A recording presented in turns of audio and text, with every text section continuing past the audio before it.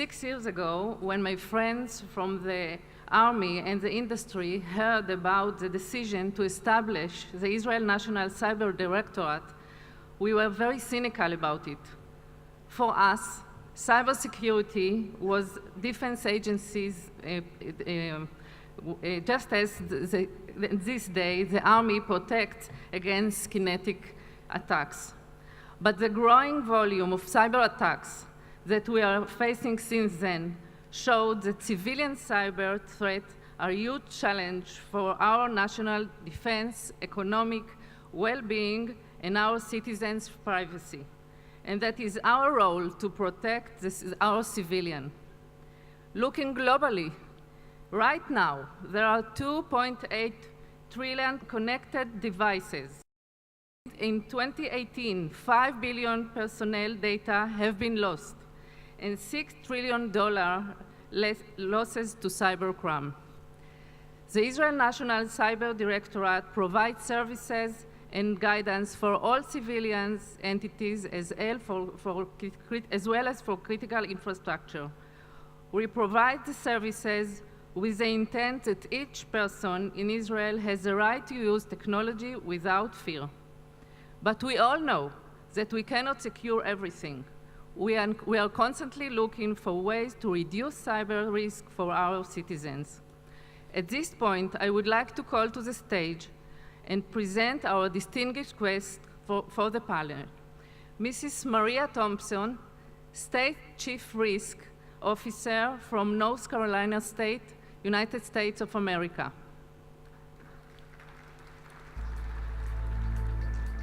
Brigadier General Professor Jacob Nagel, Faculty of Aerospace Engineering, Technion Haifa, former NSA to Prime Minister and head of NSC, Israel.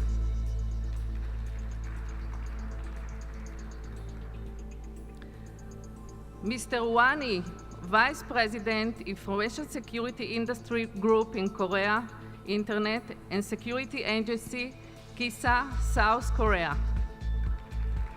I would like to open the discussion by hearing your perspective about the government's cyber obligation to its citizens. Let's start with you, Maria. Great. Good morning, everyone. Thank you for this opportunity to present to you today. This is truly an honor. As you've heard, I'm with the state of North Carolina. So just to give you a little bit of background, we have roughly 100 counties in the state of North Carolina, which is comprised of 532 municipalities, so we're talking about cities, towns, et cetera. We have our challenges just like all of you, and when it comes to cyber, that is just even more exponential. What we are doing within North Carolina is a huge outreach, and I know it's similar to a lot of you are probably engaged in the same actions.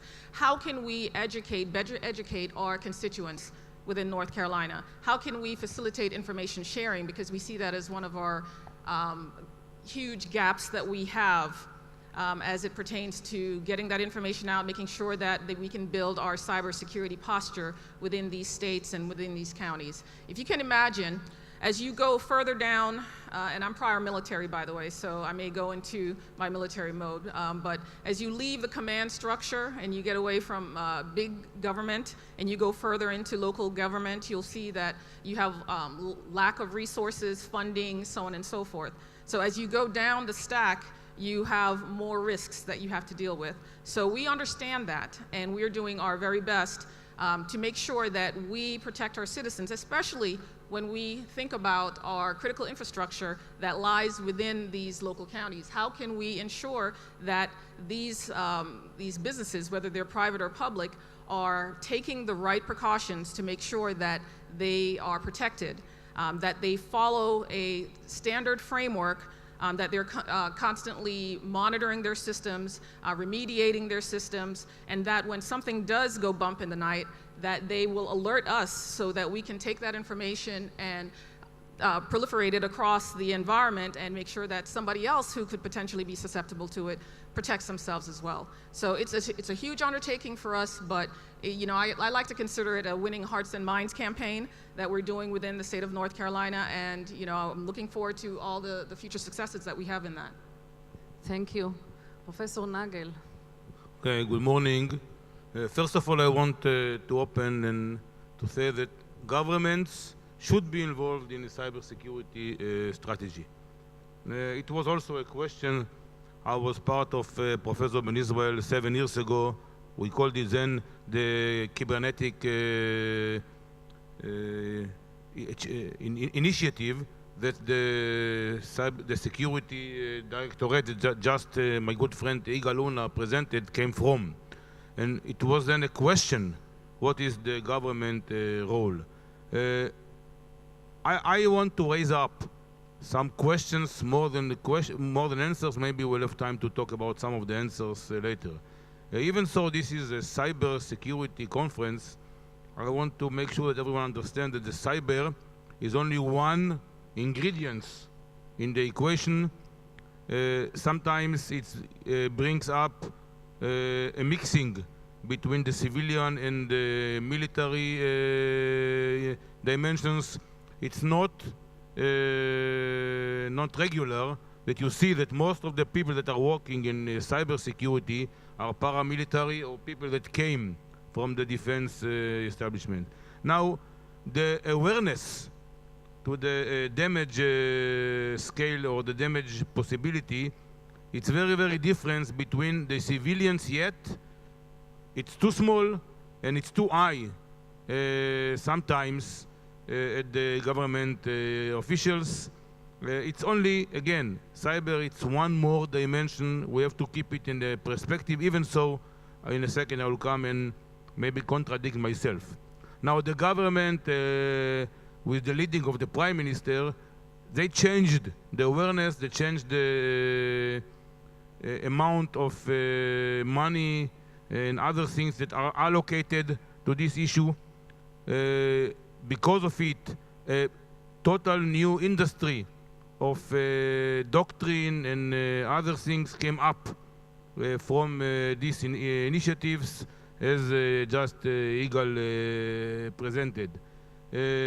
New directorates, new bodies in IDF and other places in the Prime Minister office, and special ones. But I want to make sure that everyone understands cyber security, it's what we call a disruptive technology. It's a technology that usually you don't pay attention to. It's like companies like Kodak didn't understand that there is no film anymore. It's going to be a digital memory or other things. And if you are not there, you won't exist. There are some risks in cyber that people don't pay attention. I want to put some of them on the table. I know that not everyone agree with me.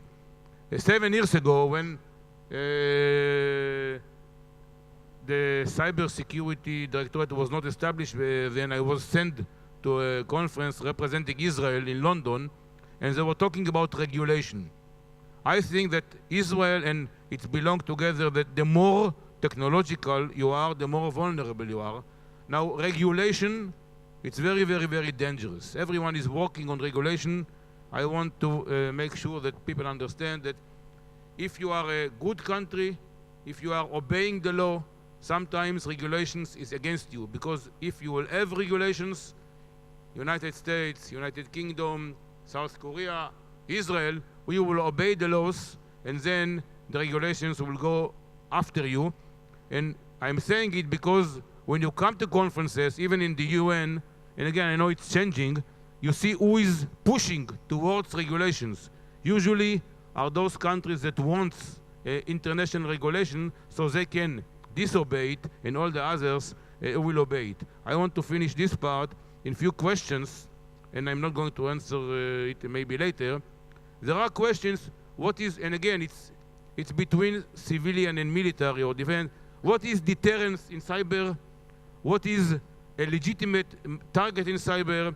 And what is something that you can retaliate on cyber attack? And I assume that every one of you, if everyone was burgling to or coming to your home every day, you are not going to accept it. How come that we are accepting, even at the government state and of course in the private level, that everyone is going into our private issues, our private assets every day, and who is going to do the best to protect us against those attacks? Let's hear you, Juan. Okay. My name is Juan from Korea, South Korea, of course. I'm working for Korean Internet and Security Agency, which is the primary information security organization in Korea. It was established in 1996, and that's when I started to work. So it's been about 23 years working in the cybersecurity area. The first question was, what is the government's obligation to the citizens? Our mission in the cybersecurity is to provide secure and safe internet environments to the people. And the key word is the safety. So when government created KISA, our mission is to protect civilian sectors. The government, public sector is under the umbrella of the National Intelligence Service, and private sector falls under the KISA responsibility. So there's a Korean government's obligations in civilian sectors right there. There are three different reasons why we are obligated to the citizens. One, we have constant threats like you have from the North Korea. And second is that our economy depends on the ICT growth. More than 20% of our GDP growth depends on the ITC. So there is a great reason for us to protect ICT infrastructures. Third is traditional industries are converging with the IT technologies. For example, automobiles, it's connected to the internet in the future, and the road and the infrastructure must be provided by the governments. If that communication, V2 infrastructure communication is disrupted, then the people riding in the vehicle will be endangered, which means it's the government's role to provide those protections for the infrastructures. Another reason, we have seen security in medical devices. I visited Checkpoint 2 days ago, and it's stated that 87% of the medical institutes will be using IoT devices, medical IoT devices by 2019. And if there is any incidences involved with medical devices, it also threatens life of the citizens. So that's why it's the governments have to step in to the cybersecurity area. Thank you. One of the questions that we are dealing with is compulsory insurance for cyber attack. How do you respond to this idea? Nagel, let's start with you. You ask a very, very important and not so simple question. Now, I just gave a presentation as a keynote speaker in an insurance company conference in Israel, and they asked me about the cybersecurity threats and what we can do against it. Now, this is a thing that is changing daily and rapidly, but still, when you go to an insurance company, and again, when it's not a government doing what we call an internal insurance, the insurance companies, I'm urging everyone here to try to buy an insurance policy for, I don't know, $200 million damage, and cyber attack can be very simple, sometimes $200 million damage. The problem is that the knowledge is not there, and no insurance company will sell you insurance policies for more than a few tens of millions of dollars, and it's almost nothing. So there is a question.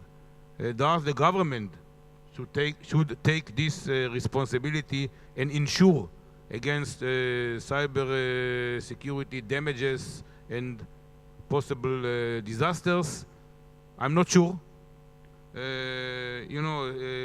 Insurance company knows sometimes how to do money from those kind of things. The technical experts are for sure making the money now because they are giving them advices. Never mind what they're going to do with those advices.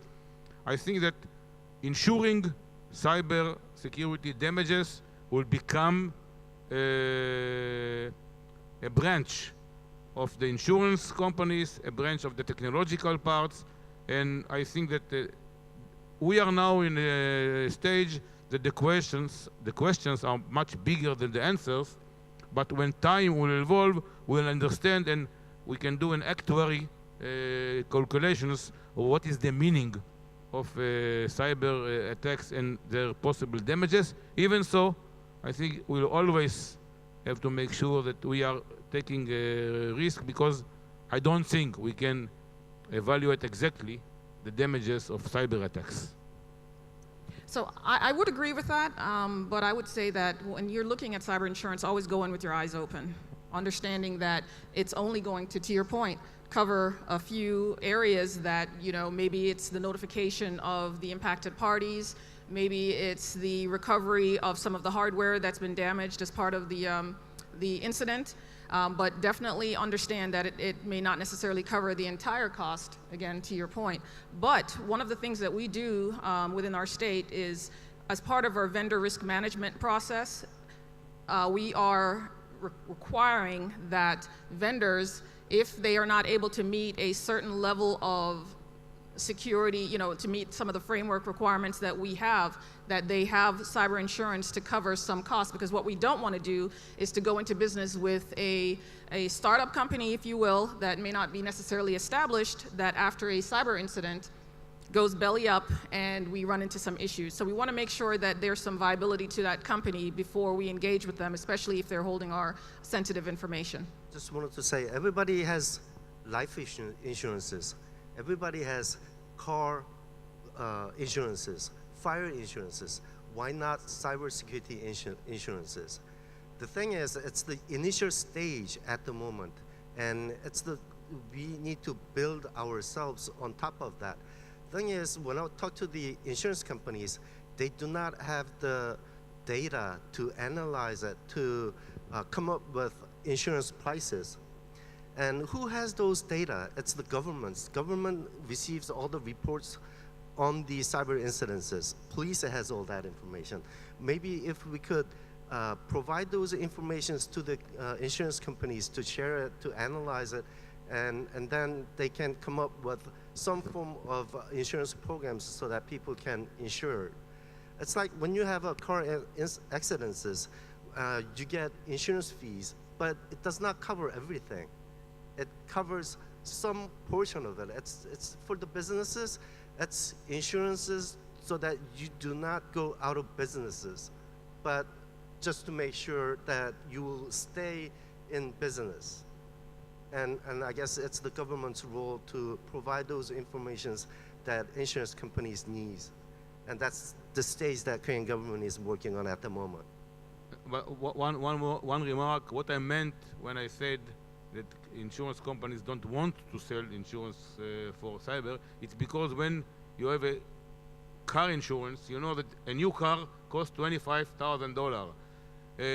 If there is body damages, sometimes there is an umbrella above, but say, okay, $1 million per body damages, or even life insurances.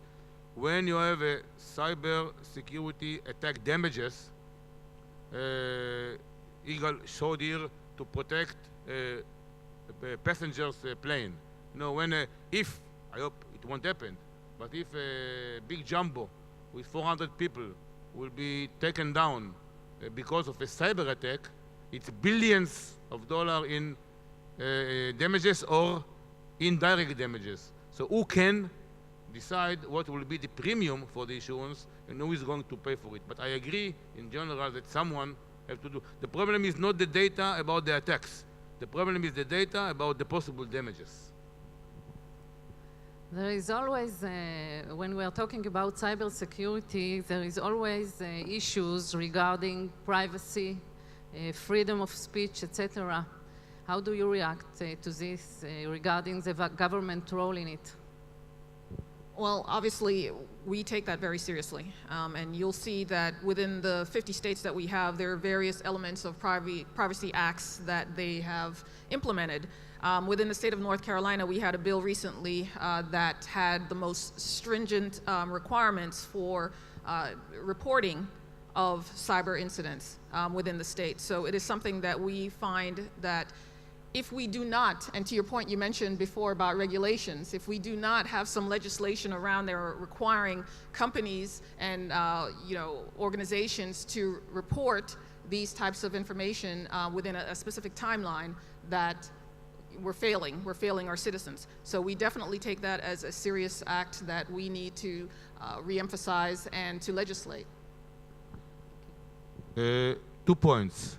First of all, when I said before that if someone will just burglar your home, you won't live with it, you ask yourself, if you want someone to protect you, are you willing to give him the permission to officially and under the law or following the law to go into burglar into your computer? I'm not sure that the private citizen would like it. But when I'm talking about regulations and the dangerous for regulations, I'm talking about regulations what you are not supposed to do. I am very much for regulation for the government to allow the government to control and to protect you, and by this allowing them sometimes invading your privacy. After 9/11, now in the defense area, there's no doubts. The defense establishments are doing it every day, and they have the right laws to do it. For this, I'm not talking about the dangerous. There are dangerous regulations, but our law enforcement agencies are always, by definition, they are invading our privacy. The police, the ISD, the IDF, everyone is invading our privacy. Even when we are going to compulsory service, they are invading our privacy. Instead of going to be a student, we are going to a compulsory service. I'm talking about regulations on what you are not allowed to do. Then things are very, very, very tough. But I think that like after terror attacks, people understand that sometimes you have to give up your privacy in order to protect yourself. The same here in the cyber area, I think that the government should, under very, very strict laws, sometimes invading the privacy of the citizens. Thank you. Well, not just privacy, so I wanted to talk about it in different aspects. We do regulate a lot of things in Korea. For example, companies that does have expenditures more than $1 million, they need to go through ISMSs, Information Security Management Systems. Or if a company wanted to sell their products to governments or public sectors, they have to go through security evaluations against common criteria. And those regulations, for those people, regulated, looks at it as a regulations. But for the information security industries, it's an opportunity promoting cybersecurities and thus creating markets, bigger markets. So that's a different way of looking at it. Products, we have evaluations. Services, cloud services, like United States, they have FedRAMP. We have another evaluation programs. Also for the organizations, we have ISMS certifications similar as ISO 27001. It's just that there are a lot of regulations out there, and Korean government's now trying to deregulate the regulations. But EU is coming up with GDPRs and security framework, I guess, for the certification of the IoT devices. The thing is, all these countries, we need to talk to each other so that results can be recognized in other markets, other national economies. And those things that we need to discuss it in the future. Thank you. I would like to move to the second role of the government. It's capacity building. As Yigal presented, the Israeli National Cyber Directorate aims to ensure Israel as a leader in the cyber area. We invest heavily in the industry, R&D, and human capital. What do you think about the role of the government in this area, in the ecosystem area? So again, my vision is more scope to the state, but I will say within North Carolina, we have a great support from our governor as it pertains to anything dealing with cyber. We have a lot of, and our legislators as well, are very supportive of cybersecurity and the ability for us to create pipelines within North Carolina for the future of cyber. We're looking at a couple of our schools. We have 9 NSA Centers of Excellence. I'm not sure if you're familiar with that term. We have 9 of them within the state of North Carolina. We're looking to leverage those in order to further build more cyber professionals, cyber warriors, whatever you want to call them. We're looking at leveraging, and we have programs, apprenticeship programs, to develop more using our veterans to develop their capability to support us within the state. But I would say that one of the points that we're not really tapping into, one of our key resources that we're not looking at, are the women in IT. I was looking at statistics recently, and I saw where, depending on which document that you read, that there's 20 to 25% of women in IT. I submit that that is an untapped resource, especially when it comes to cyber, that we need to leverage more heavily. This question is a very simple one. It's much easier than the previous ones, because I think there is no doubt sometimes, and again, I'm coming from in Israel called Mafat, Directorate of Defense and Research. It's not doubt that if it's basic science, infrastructure, academy, education, this is a government role. The government should put the money. Now, this is the citizens' money, and the foundation of the cybersecurity directorates, as was just mentioned, it's exactly part of it. So I think that this is really one of the biggest role of the government. The Israeli government, I was there, I know, they know it's part of their role. I think that the academy, now I'm talking about the professor at Technion, I know that we are establishing those kind of things. We are getting some government money, not enough. We are now going to establish even maybe a cyber first degree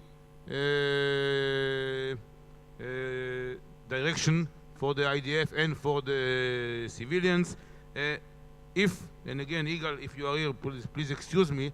I think if I have a criticism, and I think it's something that should change, is that this role of education, the directorate doing very good, and you have to make sure it won't stay only as an advisor and as a regulator and as education and research initiator. Sometimes we need also in the government level someone that is not only advising but building an infrastructure. For this, I think you won't have any objections, and everyone understands this is a government role. Can I add that I think that what we need to do more from a government perspective is to build cyber within the curriculum from the K through 12, which is our kindergarten through high school students.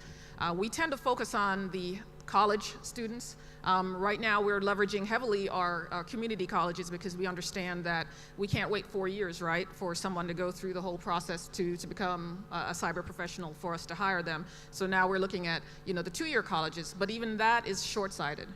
We definitely, from a government perspective, need to build the curriculum from the ground up, and then you will have, and to my earlier point as far as females, we'll have more interested females in the sciences and the STEM schools, and we'll have that pipeline already established. I agree. Current Korean government's main focus is to create job opportunities.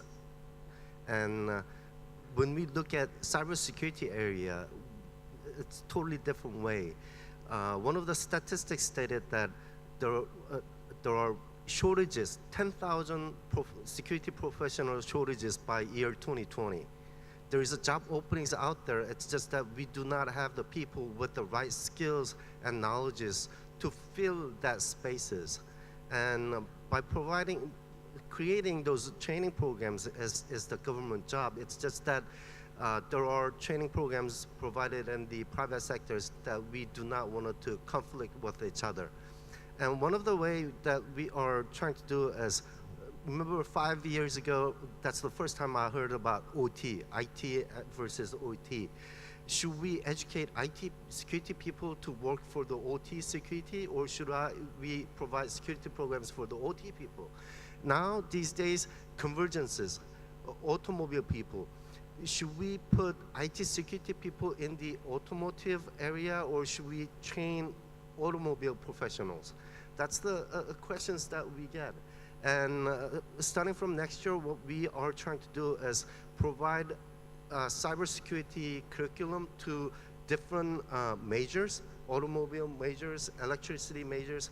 So people with the right background will receive security educations and go to the job in that field. I just wanted to answer your question. You wanted to say, should you have OT people or cybersecurity folks within those different areas?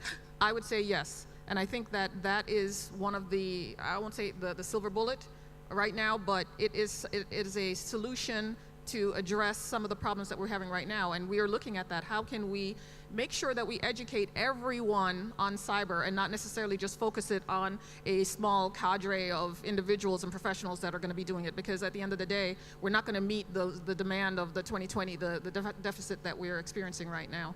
I just want to add one thing that, again, as with the fewest hair on my head, and if it was there, it was white, is that, you know, it's a matter of semantics. You know, in 1998, when we decided there is a big threat, we called it information warfare. We didn't call it cyber. And in 40 years ago, when I went to the university, we just started the computer science. So it's called cyber, and now we are starting to, and I more than agree that we have to start it from beginning. Sometimes the word cyber, from one end, it's very, very, very sexy and very, very tempting. Sometimes very frightening. So sometimes it's not really cyber. It's like we taught 40, 50 years ago how to speak Hebrew or English or Arabic, or how to learn other things. This is a language. And if we understand that it's not only, it's very, very wide, we need a lot of interchangeability, interoperability, people that are moving from place to place. We don't have to ask the question, are you an automobile expert, or a cyber expert, or maybe even sometimes a medical. Even the medical doctors today have to understand what is cyber. Otherwise, someone can take over their surgery in the middle. So it's all over, but it's a matter of semantic and good declarations of what we are doing. I must tell that in Israel we start work with talent youth people on 11th grade. But I think that all the idea you raised regarding the curriculum and so on, it's a subject that we can collaborate and think together. I think it's a good opportunity for all of us. I would like to finalize by asking you to say in very, very brief one sentence for the end. What I would say is the government needs to take a look at regulation, do not over-regulate, but find that happy balance. I want to say, if you say one or two sentences, I'll come back to what I started, is that cyber is very, very important. It's a transformation. I'm not sure it's a revolution. Some of it is an evolution. Even some people want to make from it a revolution. It can be very dangerous if you make from it a revolution. It's something that you have to understand. It's evolving. It's influencing all of our life. But I'm not going to compare it to, I don't know, to the invention of engines or even to the inventions of the wheel. It's not more of the same, but it's becoming so wide. This is why, because of the influence of everything that we are doing a conference on cybersecurity, but we have to take it in the right perspective, especially from the government's point of view. Thank you. I'll say international cooperations by sharing information and best practices. There is no boundaries that separates nations or public or private domains. I hope everybody in here is in the cybersecurities. We are in the same boat trying to solve the same questions. I hope we solve it together. Thank you. To summarize, it is quite clear that the new digital area is changing the way governments need to protect its citizens. The ecosystem in Israel is developing multiple solutions to help businesses and government to protect themselves from the new threats. You can see them outside in the exhibition. I want to thank you, everyone, for participants in the panel. Thank you for your time and have a good day. Thank you. Thank you.